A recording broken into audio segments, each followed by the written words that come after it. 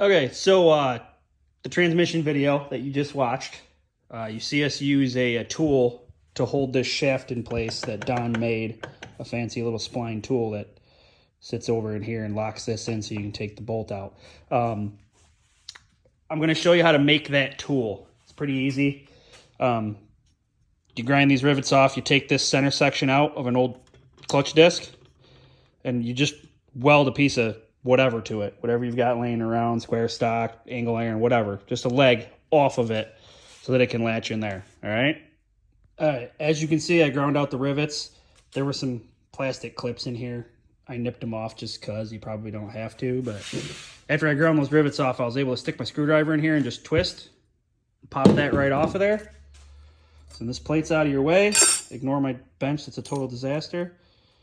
And then whoop, there you go. That's the piece you need right there.